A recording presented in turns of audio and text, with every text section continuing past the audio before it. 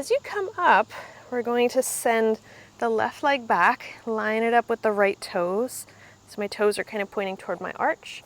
My hand, knee, and foot are all in one straight line. I'm going to open the left arm up. Lots of space in this pose. Pressing your palm down into the earth, reaching your fingers up toward the sky. Maybe taking the top arm and reaching up overhead. So you get this very long line. It's a wonderful thing in this pose from the outer edge of your left foot all the way up into your left fingertips. Lots of space.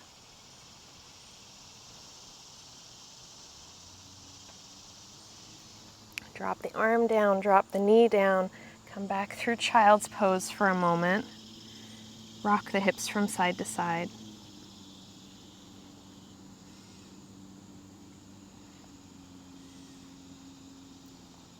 Coming back up through table. Let's try that on the other side. Send your right leg back. We set everything up in that straight line. Right arm opens up. And this knee down side plank. First establish that expansion up across the arms. Press down into the pinky toe of the back foot. And then maybe take the arm up overhead to get that very long line through the right side body. How does that change your breathing?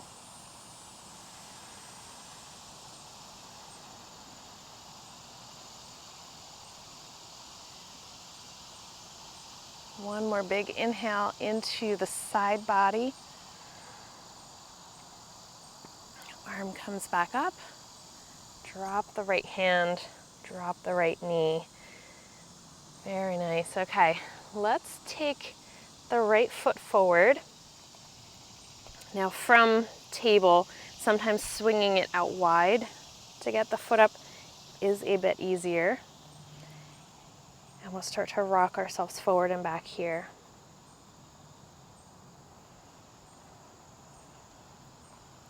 If you want to have a bit more height, this is a great time to use the block. It will change the way that you experience the pose in so many different ways. And I always like to remind people that working with props is not just on an as-needed basis. You know, sometimes we need a prop to be able to reach the floor, but sometimes we use a prop to feel a pose in a different way, or to change our alignment, or to feel more support. There's a lot of different reasons why props help us. The next time that you come forward and you're finding whatever that expression is of your low lunge here, maybe getting some sensation of opening under the pelvis. You can always readjust the height of your block, low, medium, or high.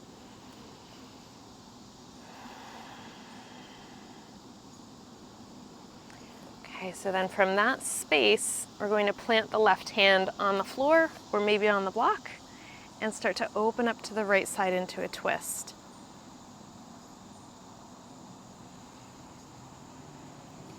While you're here, I'll let you decide if you want to keep your knee straight up and down or if you'd like to let it tip out toward the side.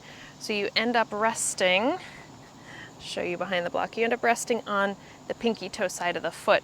Only doing that variation if your knee feels really good with it. No pain, no discomfort in the knee.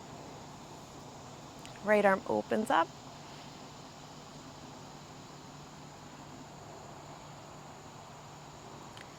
Take your exhale, feel that pressure, that settling of the pelvis down toward the earth. It's kind of a diagonal line.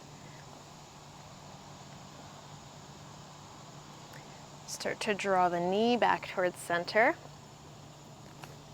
You can lift yourself up, step your right leg back, and then we'll try that on the other side.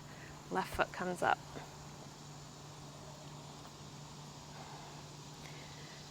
Rocking forward and back. So our hips And the area around the pelvis getting lots of attention today.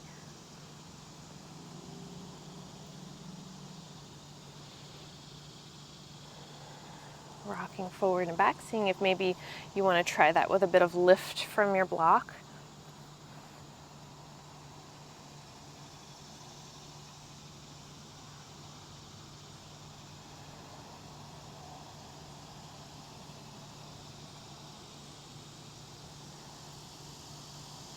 The next time that you come forward, settle there. Feel that diagonal line from the pelvis forward. Sometimes I think of it as the bottom of the pelvis reaching toward the front heel. Okay, now see, you know this knee and how it behaves, so you can decide if you want to stay with the knee and the ankle very straight and stacked, or if you want to let the knee start to roll open toward the side to rest on the pinky toe side of the foot. The top hand, I really like to put the top hand on the back of my pelvis here because it just emphasizes that downward movement. You can also take it open if you feel like you want to connect to expansion.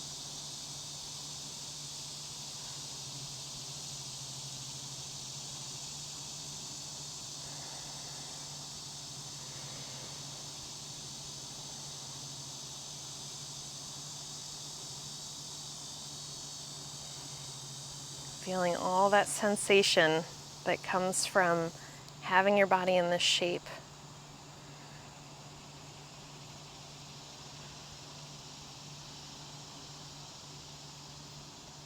Draw everything back towards center. Knee comes in, lining yourself up over the legs.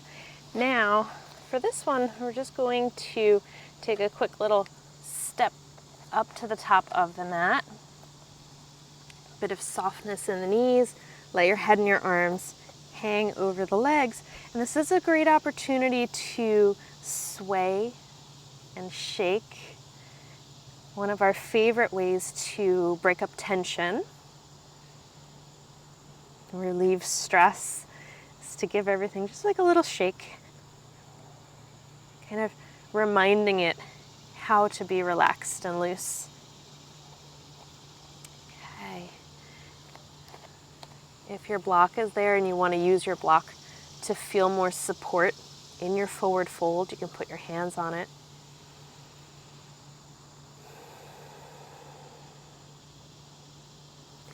Take an inhale, lift halfway up.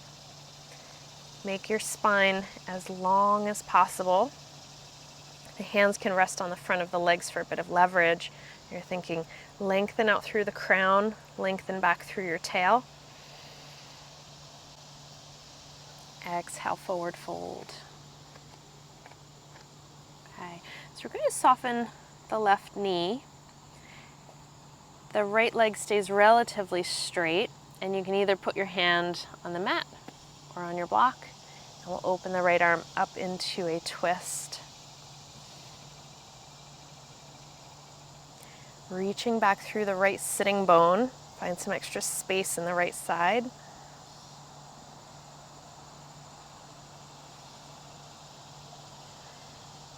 Exhale, forward fold.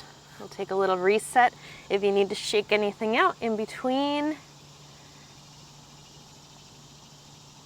see where you can create some softness in the shoulders and in the neck especially, because that's where so many of us hold our tension. Okay, switch sides. Right knee is going to bend, left leg stays kind of straight. Right hand finds support, and the left arm opens up into your twist. So here's our space. We're sending left hip, left sitting bone back, creating that openness through the left side of the chest and up into the fingers. If your shoulder doesn't feel like reaching up into this expansive position, you can always hold the hip.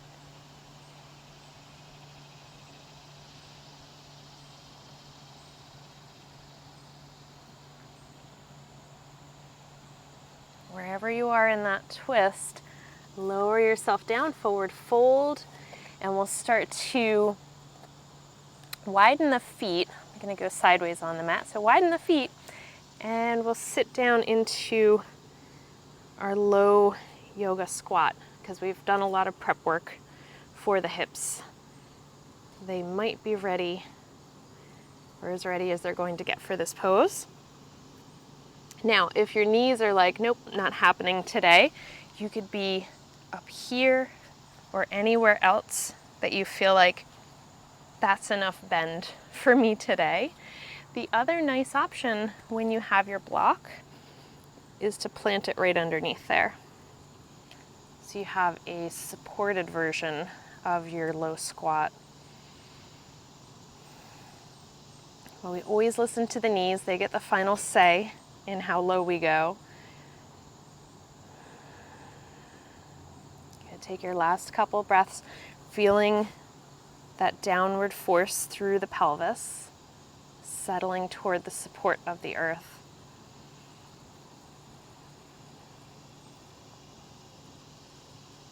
We often come to our yoga practice to reestablish that feeling of grounding and support when things start to feel a bit hectic, when we start to feel frazzled in our day-to-day life. Our yoga practice is this place that we can come back to over and over to reconnect with support.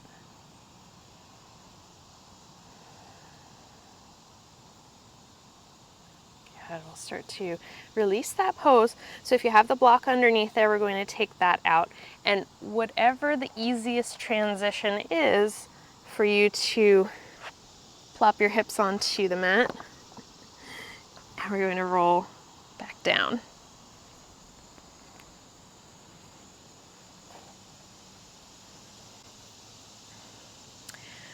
All right, stretch yourself out. We have arrived on the ground. This is always one of my favorite parts of the practice, when I get back to this full support. Take a full body stretch, reach fingers and toes, so much space.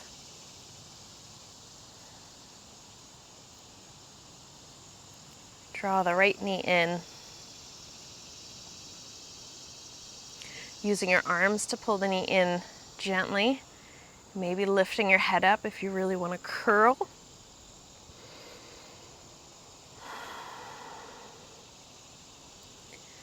Releasing the head down, stretch all the way out.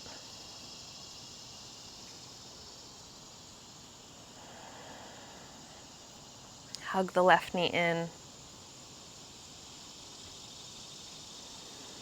If you want to lift the head and shoulders, you can reach up.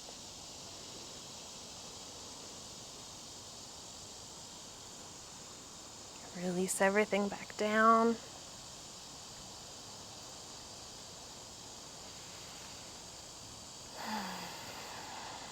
And start to settle yourself with contact into the mat, into that support. Finding any leg position that feels comfortable. You can start with either of the ones we opened the practice with, knees in or knees out.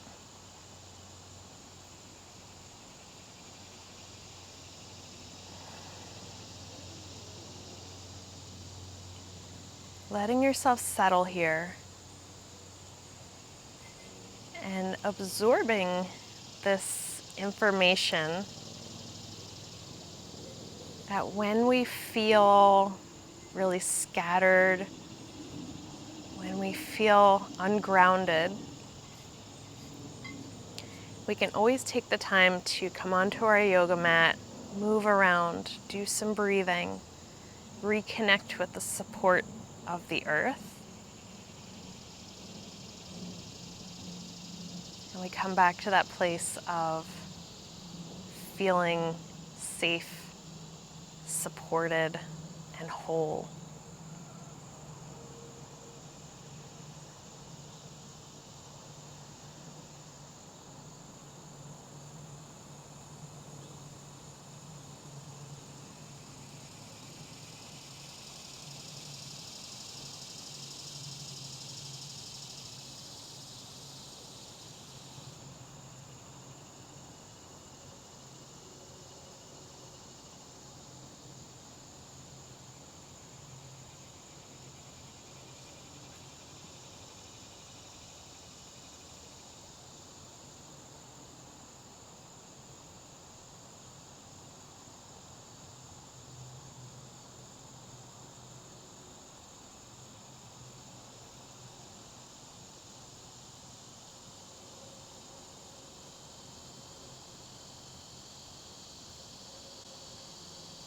drawing the attention into your body,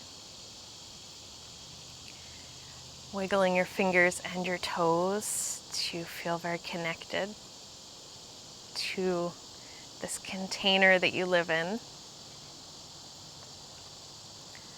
And wherever the legs were, start to draw them toward the center, starting to hug them in. See if there's a certain movement that you feel like you need to take as you transition out of stillness. But taking that movement slowly, no rush.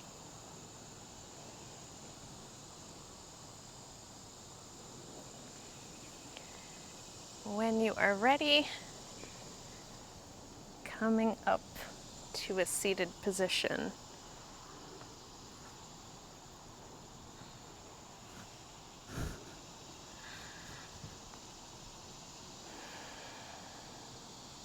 As we get to the closing of our practice, noticing if you feel more connected to your body, more connected to the present moment. Maybe there's a greater sense of support within your life. These are the things that our yoga practice gives to us.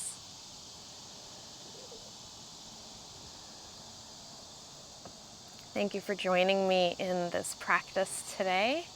I will see you in the next one. Thank you for joining me in this video.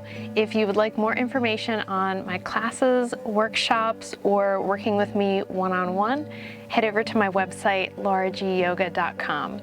Make sure that you are subscribed to my YouTube channel for more content like this, and check out these two videos next, which were picked out especially for you. I'll see you in the next one.